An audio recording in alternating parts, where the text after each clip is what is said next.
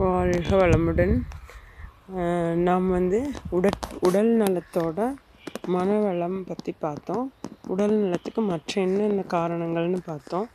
நம்ம இதில் உடல் நலம் சரியாக இருக்கணும் அப்படிங்கிறது ஒரு பார்ட்டை வச்சுட்டு இன்னொரு பார்ட் மனநலம் அப்படிங்கிறத நம்ம பார்த்தோம். ஸோ இப்போ மனநலத்துக்கு ஆழ்ந்து தவம் பண்ண தீய வினை பதிவுகள் நமக்கு முதல்லையே இருக்கும். ஆல்ரெடி ஒரு 7 ஜென்ரேஷனில் எந்த ஜென்ரேஷன் என்னென்ன செஞ்சாங்களோ நல்ல வினைகள் தீய வினைகள் எல்லாமே நமக்கு பதிவில் இருக்கும். அந்த பதிவில் இருக்கிற இதுக மேலே எழுக்காமல், அதாவது கர்மா அப்படின்னு சொல்லி நம்ம முன்னோர்கள் ஞானிகள் சொல்கிறது என்ன அப்படின்னு பார்த்தோம்னா, அந்த பதிவுகள் மேலே எழுந்து வரும். ஒரு தடவை இப்போ நீங்கள் ஒரு கெட்ட பழக்கம் பழகுறீங்க அப்படின்னா அந்த கெட்ட பழக்கத்தோட பதிவு மேலே வந்துடும். திரும்பவும் அடுத்தது நல்லதை போட்டே வந்தோம்னா அதுக்கப்புறம் கொஞ்ச நாள் கழித்து பார்த்திங்கன்னா அந்த கெட்ட பழக்கத்தோட பதிவு கீழே போயிடும். ஸோ இப்போ இது திரும்பவும் செய்யும்போது மறுபடியும் மேலே வரும். இப்போ 7 தலைமுறைக்கு முன்னாடி யாராவது செஞ்சுருந்தாங்கன்னா அதை நடுவில் ஒரு தலைமுறையில் அதை ஏதாவது ஒரு தடவை பண்ணியிருந்தாங்கன்னா திரும்பவும் அது வந்துடும். திரும்ப அது தொடர்ச்சியாக 7 தலைமுறைக்கு வரும்.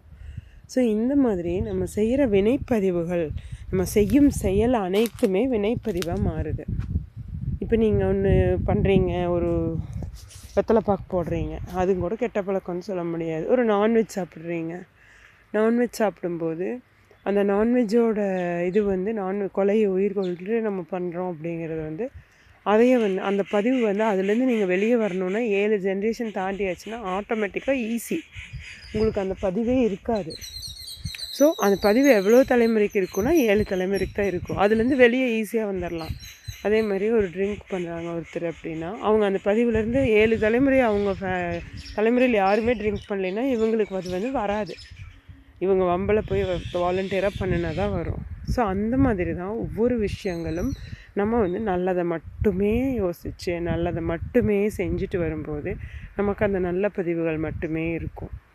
அப்போ நமக்கு நல்லது எது கெட்டது எதுன்னு தெரியாமல் நம்ம மனநலம் அப்படிங்கிறத இப்போ ஆரம்பித்தோம். நல்லது எது கெட்டது எது அப்படிங்கிறது தெரியுமா தெரியாதா, மனம் தான் டிசைட் பண்ணணும்.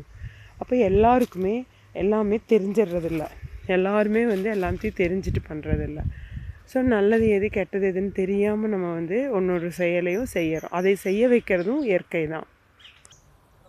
அந்த வினைப்பதிவுகள் தான் நம்மளை அடுத்ததை நிர்ணயிக்கிறதுக்கு, அடுத்த செயல் செய்கிறதுக்கு நம்மளை தூண்டுறது அந்த வினைப்பதிவுகள். அதாவது நம்ம இப்போ ஒன்று செய்யணும்னு நினைப்போம், நம்ம நினைக்கிறது ஒன்றா இருக்கும், செய்கிறது இன்னொன்றா இருக்கும். இல்லைன்னா சில சமயம் நினைக்க வைக்கிறதே அந்த நம்மளோட வினைப்பதிவுகள். இதை செய்யுங்க, இதை செய்யணும், இதை செய்ய வேண்டாம் அப்படின்னு தோண வைக்கிறதே அந்த வினைப்பதிவுகள். ஸோ நல்ல வினைப்பதிவுகள் இருந்ததுன்னா நம்மளை நல்ல செயல் செய்கிறதுக்கு தூண்டும். இதுவே தீய வினைப்பதிவுகள் இருந்ததுன்னா நம்மளை நல்ல செயல் செய்ய வைக்காது. இதை செஞ்சு பார்த்தா என்ன, இப்படி பண்ணினா என்ன அப்படிங்கிற மாதிரி தோண வைக்கும். ஸோ இந்த மாதிரியெல்லாம் இருக்கிறதுனால தான் மனம் ஒவ்வொருத்தரோட மனம் ஒவ்வொரு மாதிரி இருக்கும். உலகத்தில் யாருமே எந்த மனிதனுமே எந்த ஒரு இதுலேயுமே ஒரே இது கிடையாது. ட்வின்ஸாகவே இருந்தாலும், ஐடென்டிக்கல் ட்வின்ஸாகவே இருந்தாலும் சில வேறுபாடுகள் பார்க்குறக்கு ஒன்றா இருக்கலாம். மனதளவில் அந்த மாதிரி சில வேறுபாடுகள் கட்டாயம் இருந்தே தீரும்.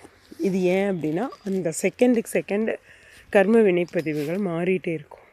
ஸோ அப்போ அந்த மாதிரி மாறுறதுனால நம்ம மனதிலிருந்து உடல்லிருந்து ஒவ்வொருத்தரும் தனித்தனியாக அவங்க என்ன நினைக்கிறாங்களோ அதுதான் நினைக்கிற மாதிரி இருக்கும். ஸோ இப்போ இதையை நம்ம இப்படி இருக்குது அப்படிங்கிறது புரியறதுக்கே நம்ம இவ்வளோ தியானம் பண்ணி தியான முறைகள் கற்றுட்டு அந்த தியானத்தை கற்றுக்கிறது மட்டும் இல்லை, அதை தொடர்ந்து செய்யும்போது தான் இந்த மாதிரியெல்லாம் இருக்குது அப்படிங்கிறத புரியவே முடியுது. வேதாத்ரி மகரிஷி அவர்கள் 40 ஆண்டுகள் தியானம் பண்ணி தவம் பண்ணி 40 வருஷம் சேர்ந்து கண்டுபிடிச்ச அருமையான கலைகளை நமக்காக விட்டுட்டு போயிருக்காரு. அந்த கலைகள் நம்ம பார்த்து நம்மளும் அதை கற்றுட்டு நம்மளும் அதை பார்த்து பலன் பெறணும் அப்படிங்கிறதுக்காகவே அவர் இதை தெளிவாக சொல்லியிருக்காரு. நான் 40 ஆண்டுகள் தவம் பண்ணி எனக்கு தெரிஞ்சதை உங்களுக்கு சொல்கிறேன், நீங்கள் அதை இது பண்ணிக்கங்கன்னு சொல்லியிருக்காரு. ஸோ இப்போ அவர் சொல்கிற மாதிரி நம்மளுக்கு வந்து ஒரு ஒரு 40 ஆண்டு அவர் தவம் பண்ணவருக்கு வந்து எவ்வளோ தெரிஞ்சிருக்கும், எக்கச்சக்கமான விஷயங்கள் தெரிஞ்சிருக்கும். நம்ம ஒரு 5 வருஷம் 10 வருஷம் தவம் பண்ணாலே நமக்கு வந்து ஏதோ வித்தியாசங்கள் தெரியுது. ஸோ அப்போ வந்து நம்ம தொடர்ந்து 40 வருஷம் அப்படிங்கிறப்பெல்லாம் வந்து கண்டிப்பாக பெரிய பலன் கிடைக்கும். அதையெல்லாம் வேண்டாங்க.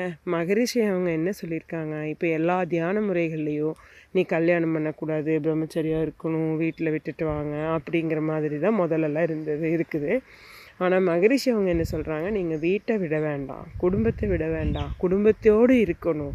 தியானம் அப்படிங்கிறது குடும்பத்தோடு இருந்து செஞ்சு குடும்பத்தையும் வளப்படுத்துறதுக்காக செய்கிற பயிற்சி தானே ஒழிய நம்ம குடும்பத்தை விட்டுட்டு போகிறதுக்கு உண்டான பயிற்சி கிடையாது. குடும்பம் வந்து நல்லா இருக்கணும் அப்படிங்கிறதுக்காக வந்து நம்ம வந்து தியானம் பண்ணி நம்ம கடமைகள் அப்படின்னா ஒவ்வொரு மனிதனுக்கும் என்ன கடமைனா, சின்ன குழந்தையாக இருக்கும்போது அப்பா அம்மா பார்த்துக்குவாங்க. நம்ம வயசானதுக்கப்புறம் வந்து நம்ம குழந்தைங்க பார்த்துக்குவாங்க. ஸோ அந்த நடுவில் இருக்கிற பீரியட் 20 வயசுலேருந்து 60 வயசு வரைக்கும் நாம் வந்து நம்ம குழந்தைங்களையும் பார்க்கணும், நம்ம அப்பா அம்மாவையும் பார்க்கணும். 20 வயசு வரைக்கும் நம்ம அப்பா அம்மா நம்மளை பார்த்துருப்பாங்க.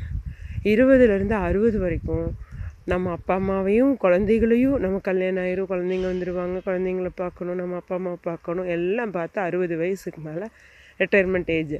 அதுக்கப்புறம் நம்ம வந்து குழந்தைங்க நம்மளை பார்ப்பாங்க அப்படிங்கிறது வந்து ஒரு கடமையாக தான் நினைக்கணுமோ ஒழிய எதிர்பார்ப்பான்னு நினைக்கக்கூடாது. இது வந்து நாம் வந்து 20 to 60 என்ன செய்யணுங்கிறதுக்காக மகரிஷி சொன்னதா ஒழிய நம்ம அந்த 60க்கு மேலே நம்ம குழந்தைங்க நம்மளை பார்க்கணுன்னு எதிர்பார்க்கக்கூடாது. அவங்களாக பார்ப்பாங்க, அதுதான் கடமை. நம்மளாக பார்க்குறது தான் நம்ம கடமை. நம்ம கடமையை நம்ம செவ்வனே செய்யும்போது நமக்கு வந்து நடக்க வேண்டியது யாரோ ஒருத்தர் மூலமாக நடக்கும். இப்போது என்னோடய அனுபவத்தில் ஒரு சின்ன விஷயத்தை நான் சொல்லணும்னு நினைக்கிறேன். நம்ம வந்து எதையும் எதிர்பார்க்காம நம்ம செய்ய வேண்டியதை செஞ்சிட்ருக்கும்போது நமக்கு வந்து அவங்க செய்ய வேண்டிய பர்சன் தான் வந்து செய்யணுன்ட்டு இல்லை, யாரோ ஒருத்தர் வழி தெரியாத தடத்தில் போகிற ஒருத்தர் வந்து நமக்கு வந்து அதுக்குண்டான விளக்கத்தை கொடுத்துட்டு போவாங்க. நம்ம எதிர்பார்க்குற பர்சன்ஸ் ஏன் எதிர்பார்க்கணும் அப்படிங்கிற கேள்வியே இப்போ தான் புதுசாக வருது.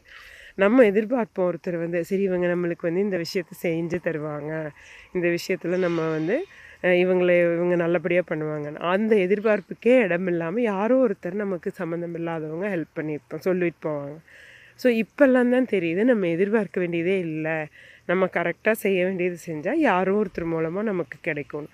ஸோ இப்போ இந்த மாதிரியெல்லாம் நம்ம கற்றுக்கிறதுக்கு மனதை வந்து சஞ்சலம் இல்லாமல் தெளிவுபடுத்தி மனதை நல்ல வழியாக நல்லா வச்சுருக்கிறதுக்கு நமக்கு வந்து இந்த தியான முறைகள் எல்லாம் செய்யும்போது, அதுவும் மகரிஷி கொடுத்துருக்கிறது சுலபமான வழியில் செய்கிற ஒரு குண்டலினி யோகா பயிற்சி தான். ஸோ இதையெல்லாம் நம்ம செய்யும்போது கண்டிப்பாக வித்தியாசம் தெரியும். ஸோ நீங்களும் அதனோட பலன் பெற்று நல்லா வாழணும் அப்படிங்கிற நோக்கத்தில் நான் இந்த வீடியோ போட்டிருக்கேன். வாழ்க வளமுடன். இந்த வீடியோ பிடிச்சிருந்ததுன்னா லைக் பண்ணுங்கள், ஷேர் பண்ணுங்கள், மறக்காமல் சப்ஸ்கிரைப் பண்ணுங்கள். உங்களுக்கு போர் அடிச்சதுன்னா இந்த வீடியோவை ஸ்கிப் பண்ணிக்கோங்க. தேங்க்யூ. வாழ்க வளமுடன்.